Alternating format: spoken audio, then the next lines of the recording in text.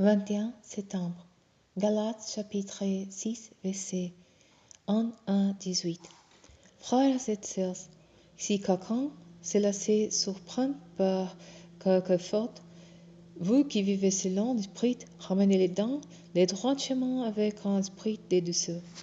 Et toi qui interviens, fais attention de ne pas te laisser toi-même tenter. Aidez-vous les uns les autres à porter vos fardeaux. De cette manière, vous accomplirez la loi de Christ. Celui qui s'imagine être quelqu'un d'important alors qu'en fait il n'est rien, s'abuse lui-même. Que chacun examine ce qu'il accomplit lui-même.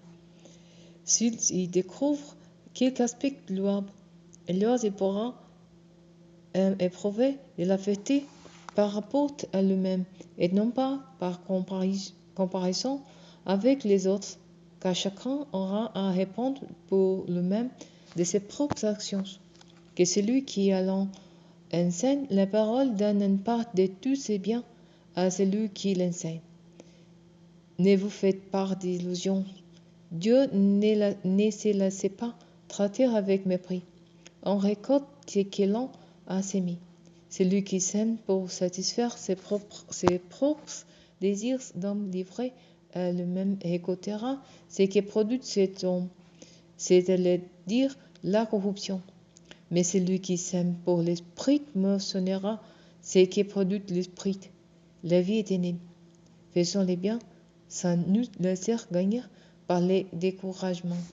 Car si nous ne relâchons pas nos efforts, nous récolterons en bon moment. Ainsi donc, tant que nous en avons l'occasion, faisons du bien à tout le monde, et en premier lieu à ceux qui appartiennent à la famille des croyants.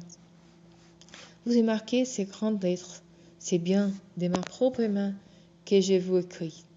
Ceux qui vous imposent la circoncision sont les gens qui veulent faire bonne figure devant les hommes. Ils n'ont qu'un seul but, éviter d'être persécutés à cause de la mort de Christ sur la croix. Car ceux qui pratiquent la circoncision n'observant pas la loi, eux non plus.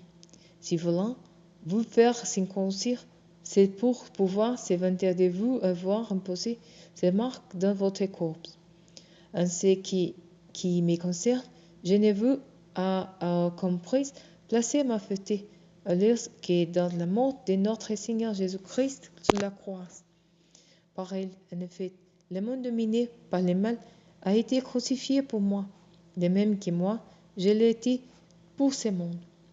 Peu importe d'être circoncis ou non, ce qui compte, c'est la nouvelle création. Que la paix et la compassion de Dieu soient accordées à tous ceux qui sauvent cette règle de vie et à Israël de Dieu.